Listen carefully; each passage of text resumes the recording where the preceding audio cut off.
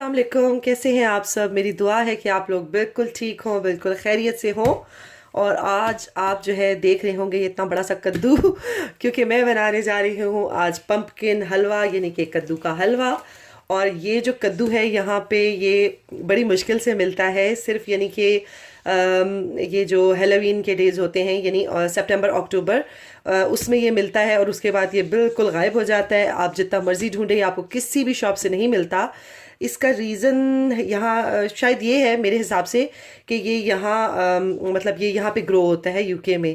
और उसके बाद जो है फिर वो ज़रा सीज़न भी ख़त्म हो जाता है, विंटर सीज़न आ जाता है, लेकिन उसके बाद फिर ये नहीं मिलता।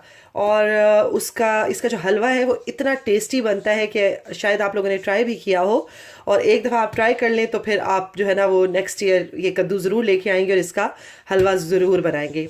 बाकी जगहों का तो मुझे इतना आइडिया नहीं है कि वहाँ पे मतलब मिल जाता है इजीली, लेकिन यहाँ बहुत मुश्किल से मिलता है।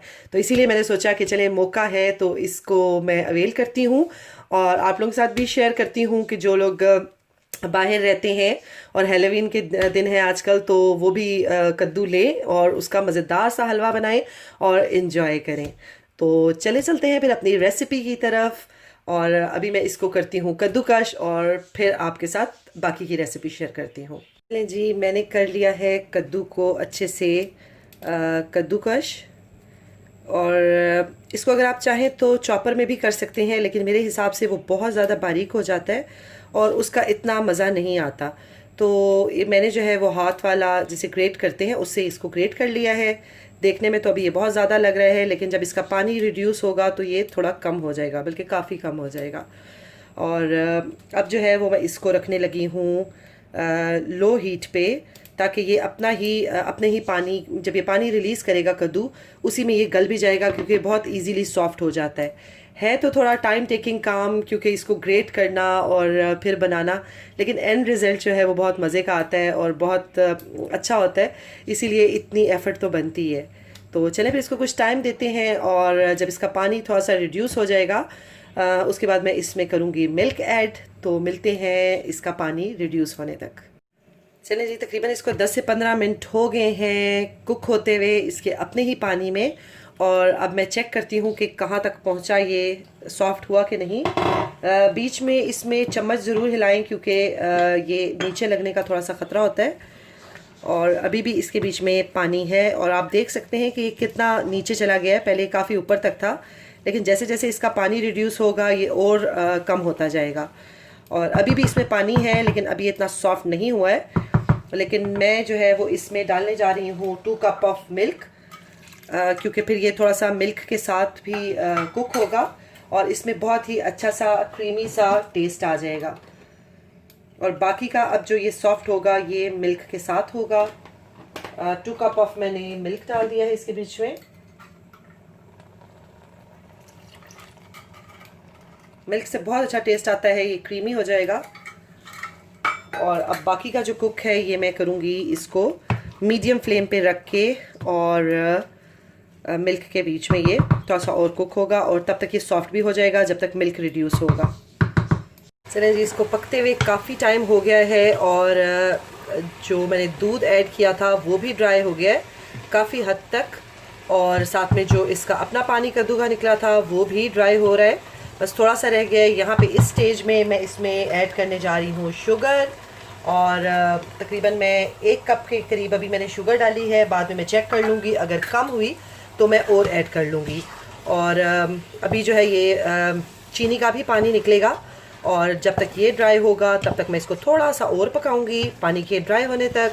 और शुगर जो है वो आप अपने टेस्ट के हिसाब से डाल सकते हैं, क्योंकि कुछ घरों में ज़्यादा मतलब स्वीट खाया जाता है, कुछ थोड़ा सा फीका खाना पसंद करते हैं, तो इसलिए इसकी कोई ख़ास रेशो नहीं है, आप अपने हिसाब से डाल सकते हैं।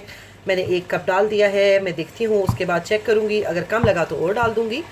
तो अभी जो है वो ये चीनी का पानी, और मैंने लिड इसके ऊपर से हटा दिया है, फ्लेम मैंने इसका हाई कर दिया है ताकि जो है ना अब ये, क्योंकि कद्दू अच्छे से गल चुका है, अब मुझे इसको और नहीं गलाना है। और ये जो है ताकि अच्छे से ये जल्दी जल्दी से इसका पानी ड्राई हो जाए और कद्दू और ना गले, इसलिए लिड मैंने हटा दिया है, फ्लेम मैंने ज़्यादा तेज़ कर दिया है और साथ साथ मैं चम्मच चलाऊँगी क्योंकि अब शुगर मैंने ऐड कर दी है तो अब ये नीचे लग सकता है। हलवे का पानी जो है वो बहुत अच्छे से ड्राई हो गया है, जो मैंने मिल्क डाला था वो भी ड्राई हो गया है। और अब यहाँ पे मैंने लिया है तकरीबन हाफ कप देसी घी का। और क्योंकि आप सबको पता है कि अगर हलवे में देसी घी ना डले तो उसका वो मज़ा नहीं आता। अगर आप हेल्थ कॉन्शियस हैं तो आप ऑयल में भी बना सकते हैं, लेकिन जो मज़ा देसी घी से आता है वो ऑयल से नहीं आता। और हाफ कप मैंने यहाँ पे डाल लिया है देसी घी, और साथ में इसमें मैं डाल रही हूँ 2 से 3 ये इलायची। और इसके बाद जो है वो जैसे ही इलायची थोड़ी सी इसकी खुशबू आएगी इसकी, तो मैं इसके बीच में जो मैंने हलवा मतलब जो मिक्सचर बना के रखा है वो कद्दू का, वो मैं इसमें डाल दूँगी और उसको मैं अच्छे से भून लूँगी।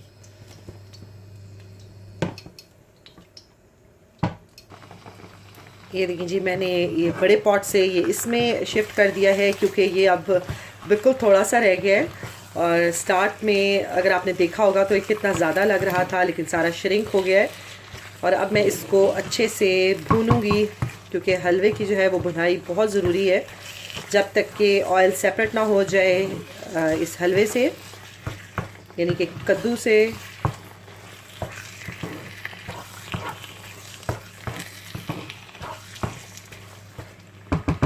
हीट जो है वो मैंने मीडियम रखी हुई है और इसी मीडियम पे मैं इसको करूँगी, भूनूंगी इसको।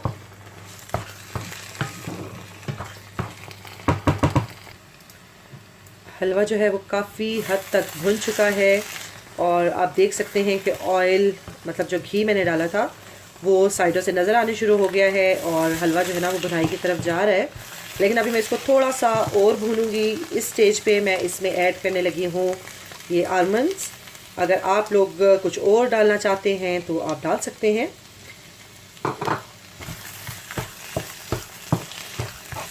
मौसम के लिहाज से जो भी चीज़ आती है उसको ज़रूर एंजॉय करना चाहिए। दो कि हम लोग सोचते हैं कि ये ज़ाहिर है ये थोड़ा आपको मोटापे की तरफ लेके जाती हैं, लेकिन जो कभी कभार खाना सही रहता है। और ये चीज़ें रोज़ नहीं खाई जाती, ये ज़ाहिर है वेदर जब ऐसा होता है या मौसम में जो चीज़ अवेलेबल होती है उस हिसाब से ये हम लोग यूज़ करते हैं। और इस हलवे को आप बना के बहुत इजीली फ्रीज़ भी कर सकते हैं और बाद में जब आप इसे गर्म करेंगे तो आपको सेम टेस्ट आएगा। तो मैं जब भी बनाती हूँ हम सेम डे नहीं खा लेते, बल्कि हम लोग अगर मुझे लगे कि नहीं खाया जाएगा तो फिर मैं उसको फ्रीज़ भी कर देती हूँ।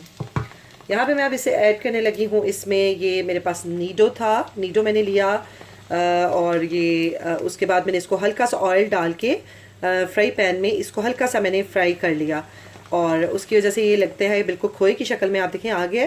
अब इसमें मैं ये ऐड करूँगी और ये बिल्कुल खोए वाला इफेक्ट देगा। वैसे तो मैं इसमें खोया भी ऐड करूँगी जो मैंने होममेड बनाया है, आपको वो भी दिखाऊंगी, आपके साथ उसकी वीडियो भी शेयर करूँगी। लेकिन अगर आप मतलब नहीं किसी झंझट में पड़ना चाहते या खोया नहीं बनाना चाहते तो आप इस तरीके से भी डालेंगे तो ये बिल्कुल खोए वाला इसका टेस्ट आएगा। और अब इस मिल्क पाउडर के साथ मैं इसको थोड़ी देर के लिए भूनती हूँ ताकि अच्छे से इसमें मिक्स हो जाए।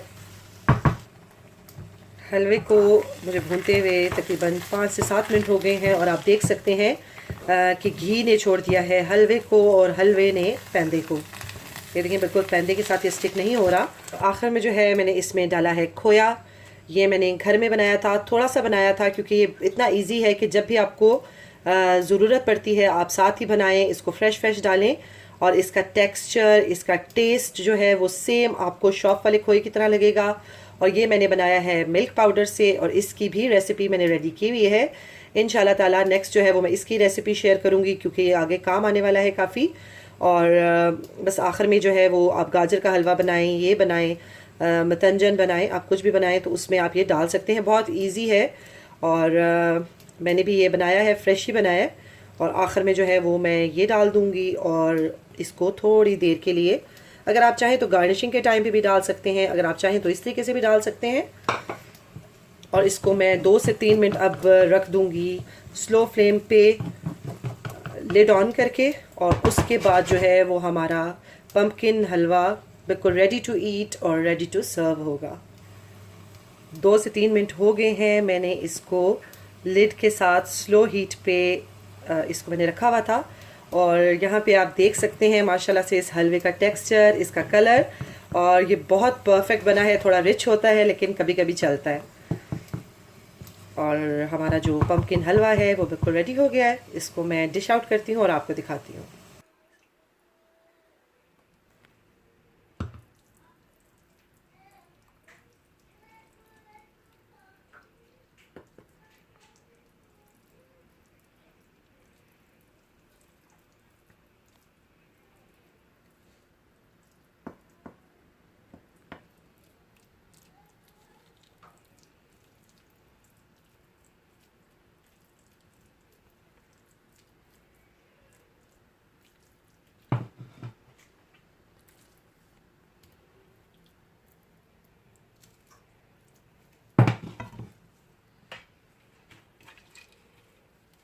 और थोड़ी सी कर लेते हैं इस पर गार्निशिंग। मैंने आमंड्स बहुत ज़्यादा अंदर डाले इसमें हलवे में, इसलिए मैं सिर्फ थोड़े से इसकी गार्निशिंग के टाइम पे यूज़ करूँगी। और ये जो है वो हमारा pumpkin halwa ready to eat है। बहुत मज़े का बनता है, आप यकीन माने। मैंने पहले कभी ट्राई नहीं किया हुआ था और मुझे नहीं पता था इसका, लेकिन जब मैंने बनाया तो ये मुझे इतना अच्छा लगा कि मैं अक्सर जो है ना, मतलब जब ये अवेलेबल होता है कद्दू, तो ये मैं ज़रूर बनाती हूँ। तो आप लोग भी ज़रूर ट्राई करें, इसको बनाएं। और मुझे पूरी उम्मीद है कि आप लोग बहुत इसको इंजॉय करेंगे। थोड़ा हट के टेस्ट होता है, थोड़ा डिफरेंट होता है। और ज़रूर बनाइएगा। अभी जो है वो अक्टूबर में आपको इजीली अवेलेबल भी होगा ये पम्पकिन। और बनाइएगा, मुझे ज़रूर बताइएगा कि आपका कैसा बना है। और इसके साथ ही मैं लेती हूँ आप लोगों से इजाज़त। इंशाल्लाह ताला मिलूंगी एक नई रेसिपी के साथ। अपना बहुत ज़्यादा ख्याल रखिएगा, दुआओं में मुझे भी याद रखिएगा। अल्लाह हाफिज़।